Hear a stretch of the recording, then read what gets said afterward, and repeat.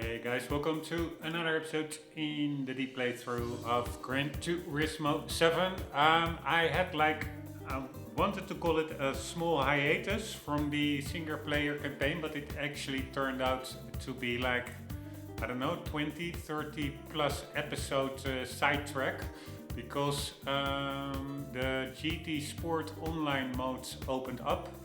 I don't know, like in episode 40 something, after I think doing a menu book or something, it opened up and I decided to get rid of the little, you see it over here, that annoying yellow flickering icon by just entering one race or something, hoping that then the new icon would disappear, because I was not planning to start online modes until after I fully completed the single player campaign, because for me single player Gran Turismo still is number one. That's like nostalgia to me, that's the whole experience. But so I decided one race, and I never played online Gran Turismo before, even though I played Gran Turismo Sport, etc., I never did online, because to me it came over as super messy, people ramming you off the track, etc. But it was so much fun, and that there was one daily race, Watkins Glen, that the track I knew pretty well from the circuit experience, and yeah, it's quite addictive. I kept going at it, eventually getting the last three. So that are the 3 episodes before this one, all first place finishes, and by head also in episode 54. And it is just a lot of fun. I do have to say there is still quite some frustration because of people indeed ramming you off track. But yeah, there are also very good, nice fights in there, where people just are considerate of other players and keep sportsmanship in mind. But also there are idiots that just out of pure self-interest, impulsive,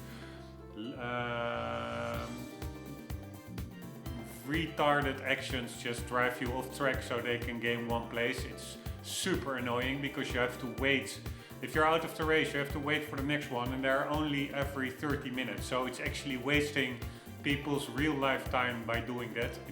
And often you see those guys 2 minutes later besides the track themselves, because they try to push somebody else off and it doesn't work and they spin out themselves. Totally retarded.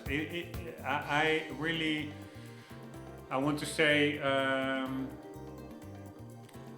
want to see if that is really a common occurrence, but yeah, I actually already know it is not. It's, I think, 30% chance that you will encounter those assholes, but the 60% that you do have a fun time, or 70%,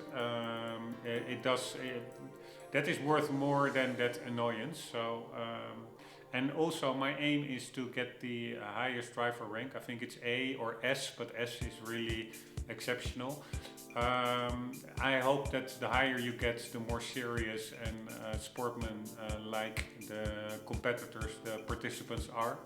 So yeah, looking forward to that. It was a way longer detour from the single player campaign than expected, but still I want to do it as I initially planned it. It's first complete the whole single player portion of the game, which we will be doing now, and then after that I will probably do the GT Sport mode, the online mode, in a different playlist. Not sure how I will call it. Maybe it's because it's not really a playthrough.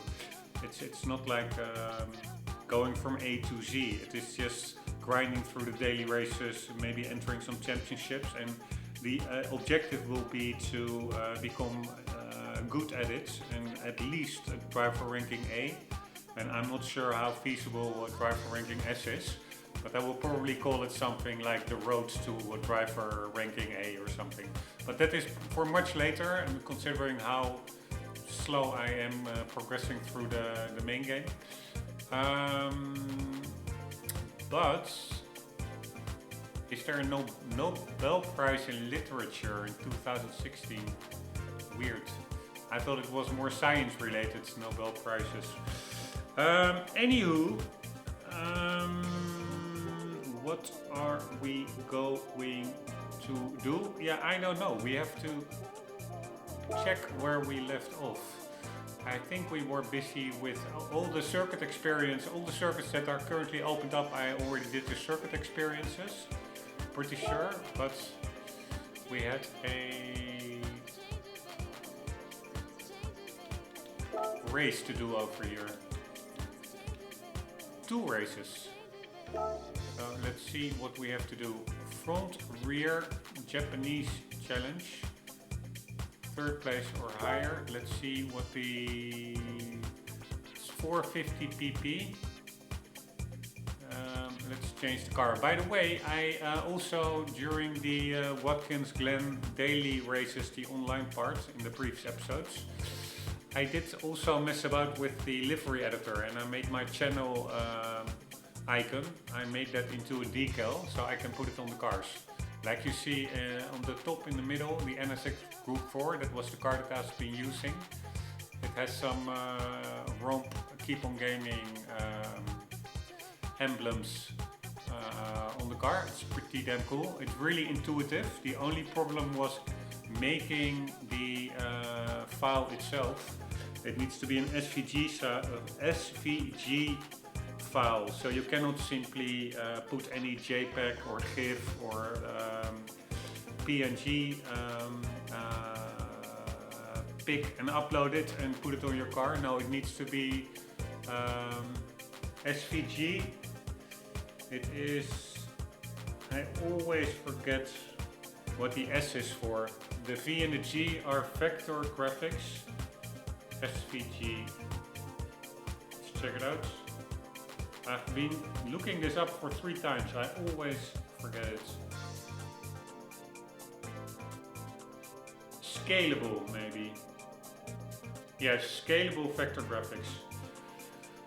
That was quite tricky to do, but there's a very good program, free program. I actually like the interface and the use of it better than Photoshop, and that is Inkscape.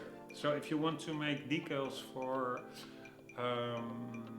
Gran Turismo 7 in SVG format, true SVG, because Photoshop also does SVG, but those are not accepted by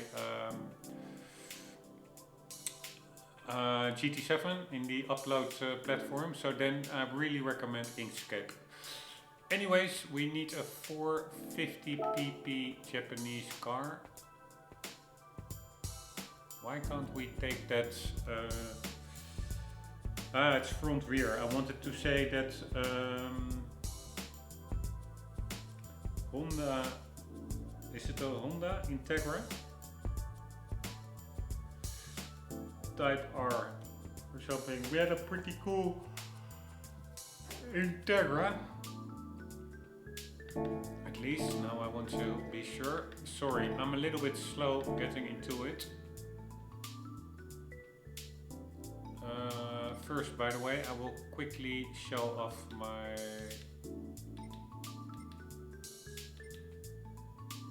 livery. We have to get to the garage anyway. It's pretty damn cool, right?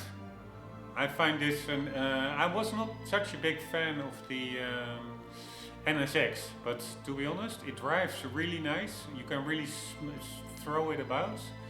And in this carbon trim color, I really find it an amazingly looking car. It's a shame that it's a hybrid. Don't really like that. But these wheels are amazing. And the car itself as well. It's just super cool. I put some stripes on it and some channel emblems. Really cool. Anyways, we need a 450 pp car. Here, this is yeah, it's indeed a Honda Integra Type R. That's also a pretty cool car, but that's of course not rear wheel drive. We need a FR car. Why can't we take this one then? This is like from the latest DLC. This is like an iconic car. Probably we will need a Japanese one, so let's go with, yeah, we will be going with that Sylvia Arrow. I think that is also one of the cars that were in the latest 25th anniversary update of the game. An amazing update. Finally you can sell cars, and more importantly for me, you, even when you play without a HUD, you now at least have the pit menu when you pit in.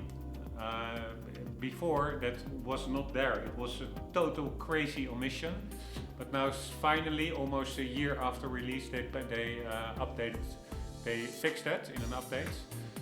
Otherwise, I would not have been able to play GT Sport online without a HUD, because yeah, then I would not have known what to press when entering the mandatory pit stops.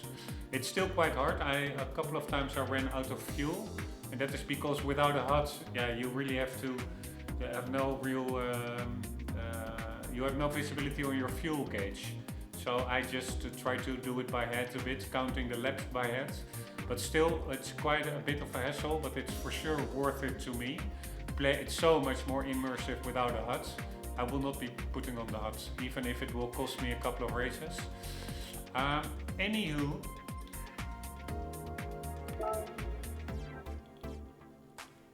yeah, sorry, I was thinking, well, how the hell did I came to talk about the HUD? But that had to do with that 1.26 update, latest updates, and I think that Sylvia Arrow was one of the cars.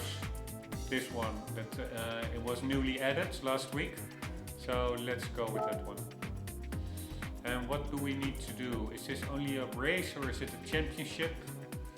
Number of laps 3.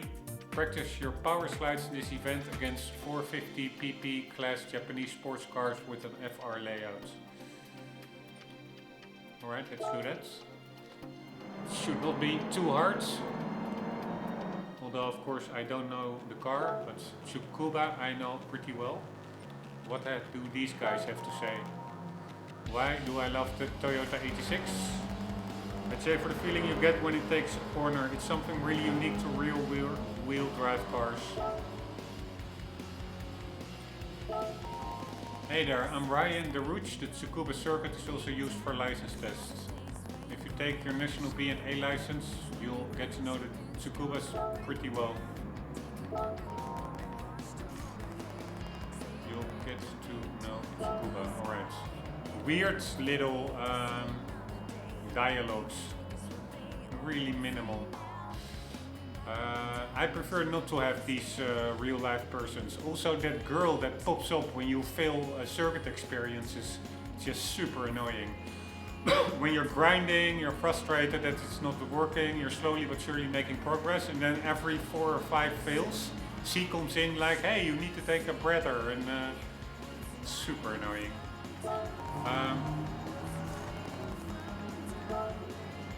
Alright, here we go. Let's see if the drive settings are still everything turned off. Now there's a setting sheet.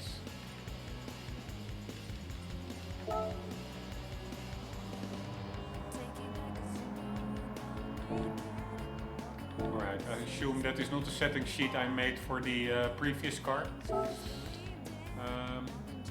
Assists, everything is still off, yes. Alright, here we go.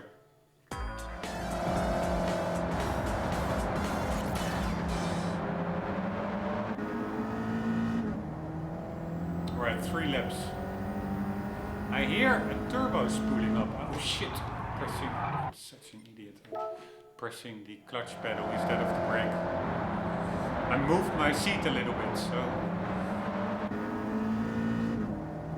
it's not really an excuse, but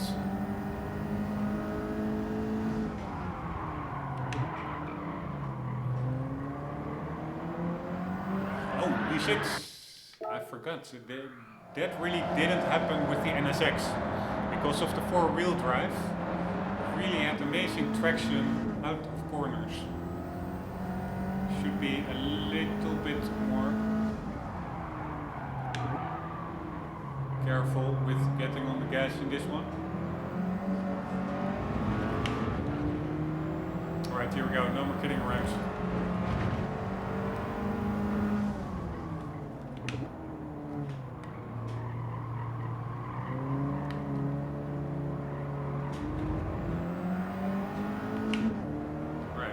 actually bumping me. Man, I'm pretty sure that this is not number 1, etc.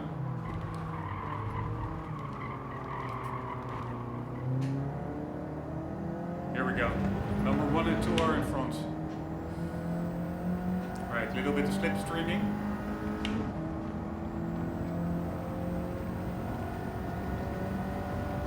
Oh shit, way too late.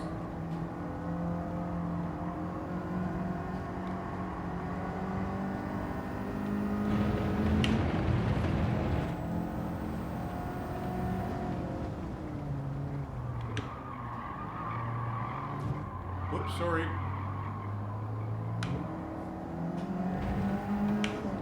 Alright, I need to get a move on.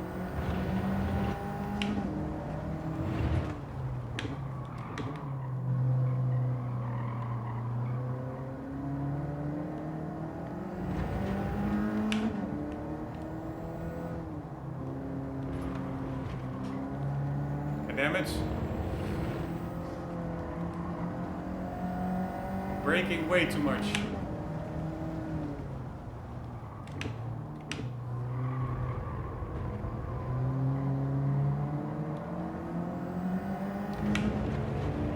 Right, only one more lap to go. And they are quite short laps. Good chance that I will not make it.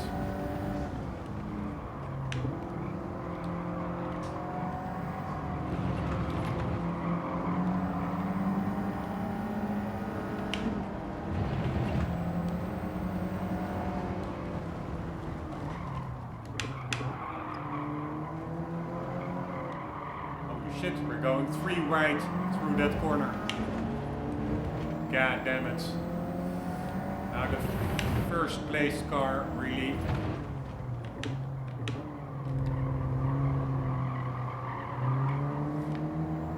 has the advantage.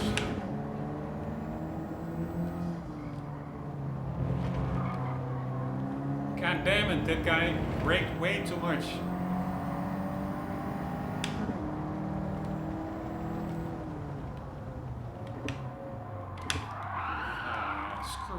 He rammed me off.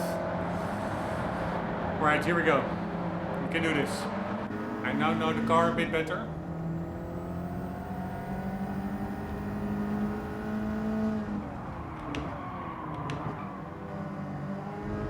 Oops, that was 1 gear too low.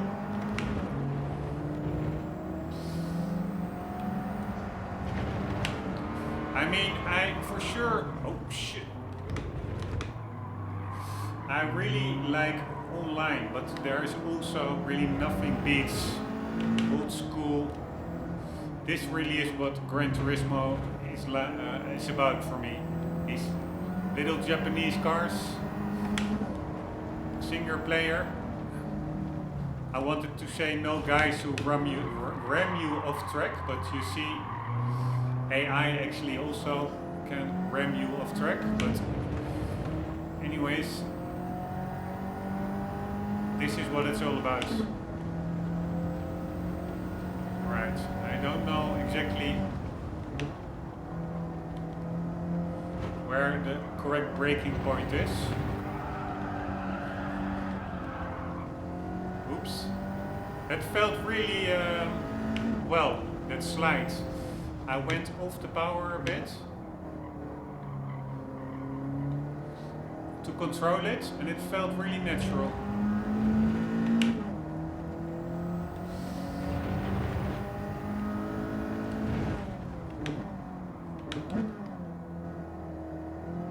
Shit.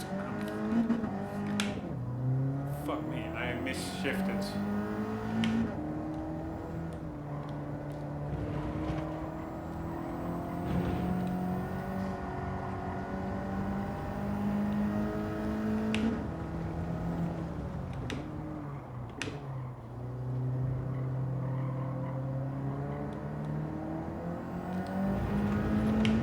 Right, maybe we still have a small chance.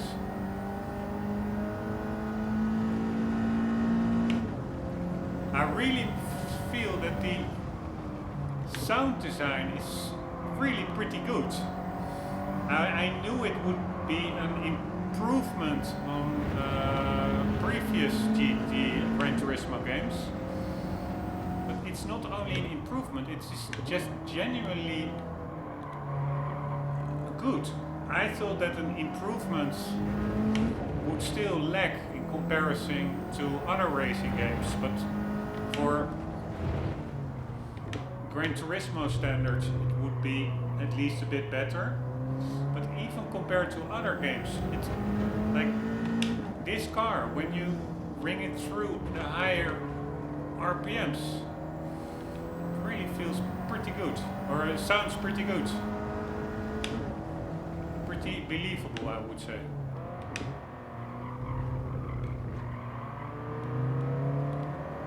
And will we make it? I doubt it. It's a pretty hard race, actually.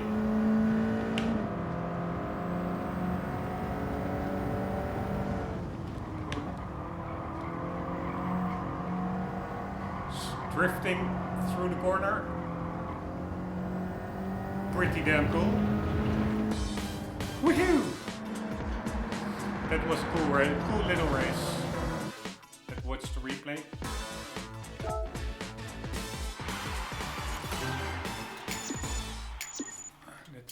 I really like Tsukuba's circuit, and in these cars during sunsets, I think that will be pretty damn cool.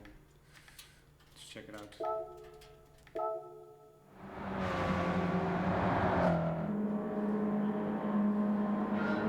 It starts in full sunshine and it ends 3 laps later in dusk.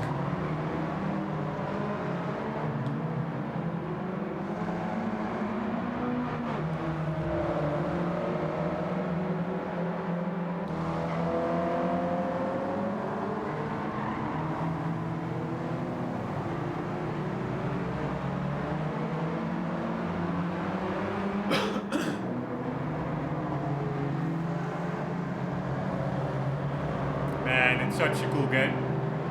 I'm still astounded by the fact that I'm playing a full Gran Turismo game after all these years.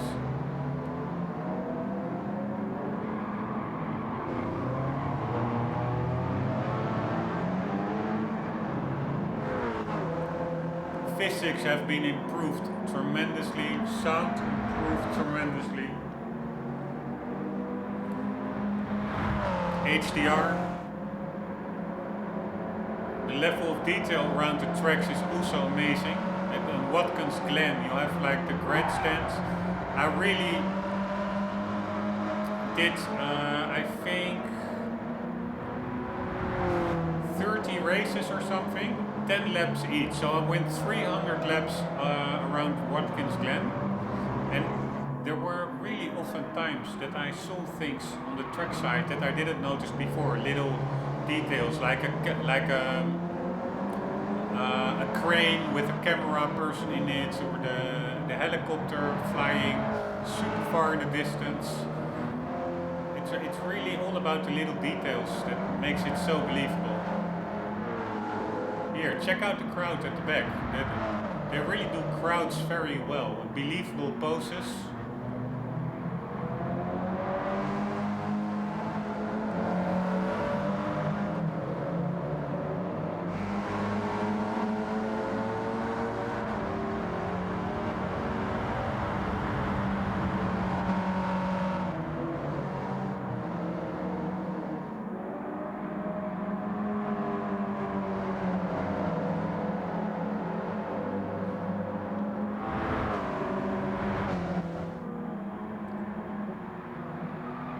And I'm also taking my time a bit with the menu books, because we have a menu book now that we need to obtain a couple of cars.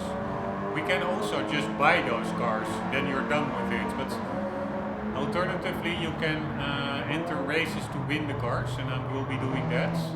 And that is also because I understood that the campaign, the menu books are basically the campaign. That there are not that many, there are only like 30 or 39 or something. So I'm really going to take my time with it. Check it out, how beautiful. Because yeah, once I'm done, then of course we have the sport modes, but it will be a couple of years waiting until the next Gran Turismo entry again. So I really want to enjoy it while it lasts. And this is just photorealistic sometimes. And there we go. Really looking forward to, for instance, Nürburgring in the rain or at night. Alright, we got this car. Let's do the other event.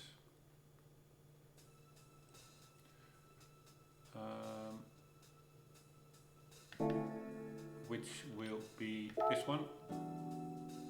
3rd place or higher, front rear challenge. 450, so that's basically the same. We could change the car to mix it up. Shall we take a BRZ Sport just to mix it up? 464 PP performance points. This is a Sylvia, basically what we were driving here, but this is the last model I think, and the best model. It was in production quite long. This is 96, this is 88, so that's 8 years. We could also drive a little Miata, of course, but that has way less performance points, so I am going with the BRZ. And where are we going? High speed ring.